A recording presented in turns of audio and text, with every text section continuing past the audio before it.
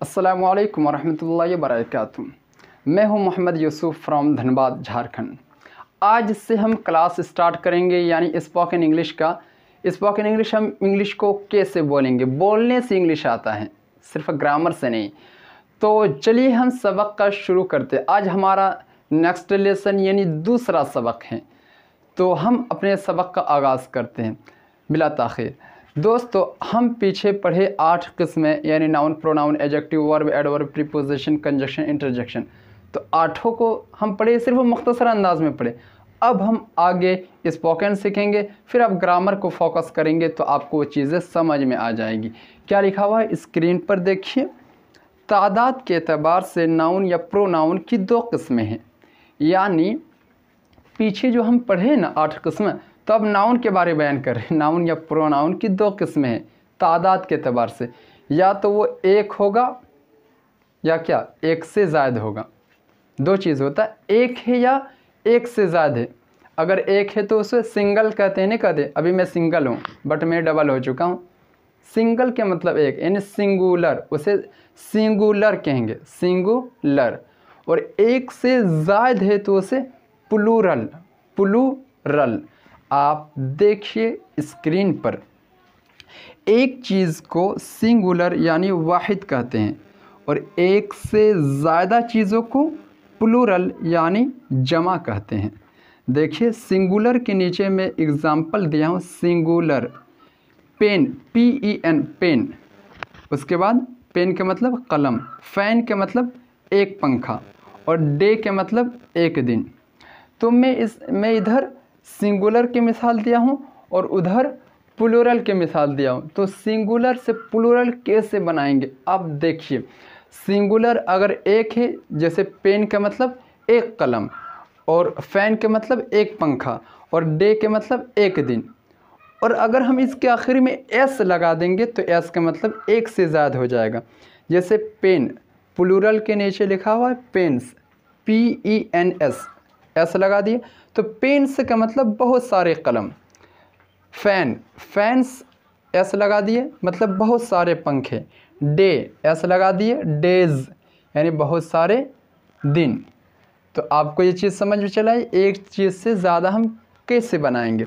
इसके ग्रामर है, आप इतना ही सीखें क्योंकि हम स्पोकन सीख रहे हैं। तो एस लगा देने से या ES लगाने से वो एक से ज़्यादा बन जाता है। तो कोई भी हम बोलेंगे, आपसे मैं पूछ रहा हूँ बुक, तो बुक है, बुक का क्या हो जाएगा, बुक्स हो जाएगा, एस लगा दीजिए।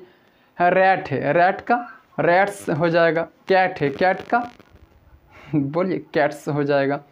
तो इस तरह की चीज़ हम एस या ES लगाकर हम उसे प्लूरल बनाते हैं। उसके बाद हम आगे चलते हैं।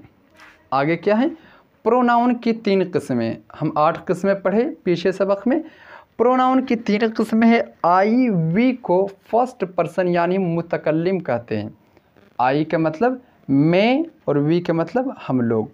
यू को सेकेंड पर्सन यानी हाजिर कहते हैं। यू के मतलब तू भी होता है और तुम सब भी होता है। और ही, शी, इट को थर्ड पर्सन यानी गायब कहते हैं।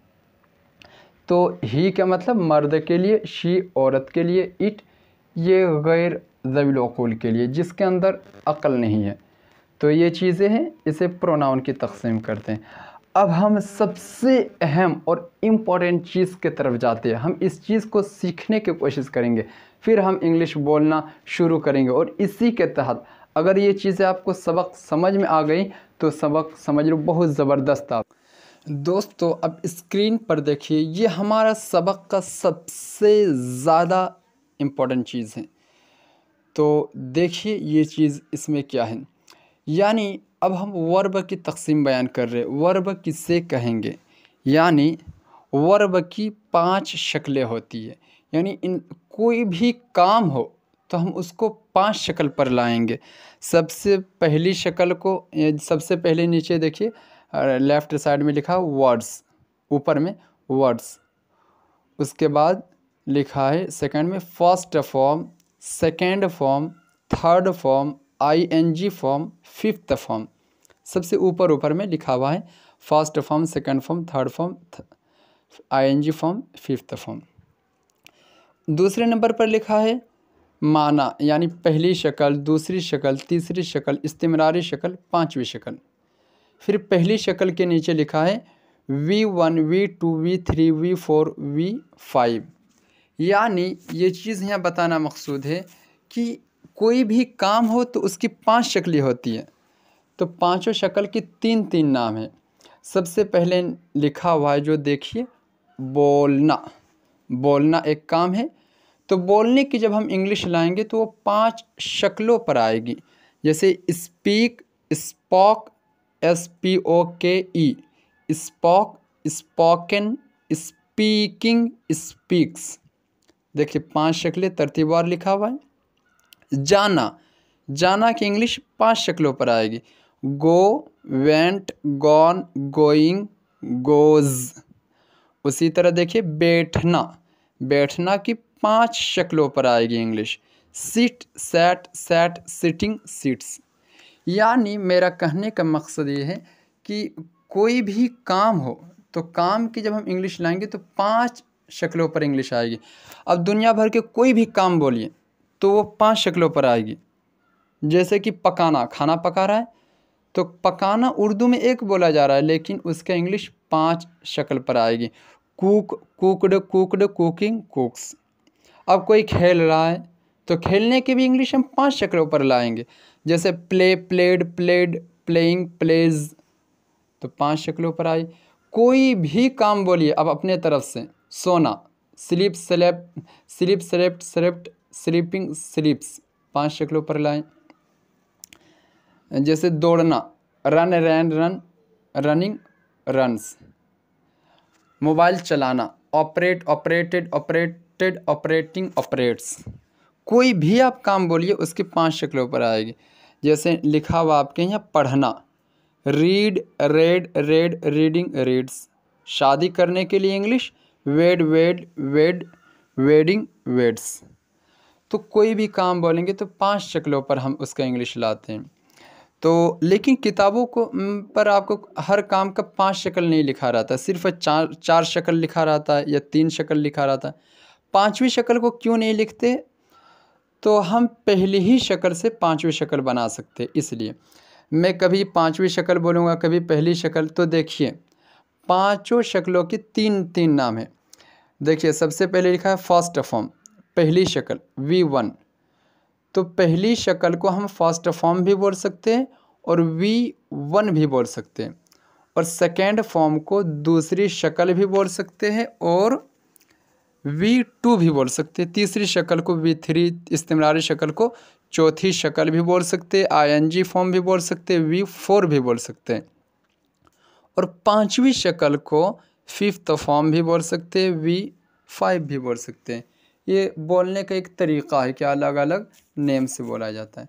तो कोई भी इंग्लिश कोई भी काम हो तो उसके 5वीं शक्ल इसलिए नहीं लाया जाता है क्योंकि 5वीं शक्ल को हम खुद से क़यास के तौर पर बना सकते हैं।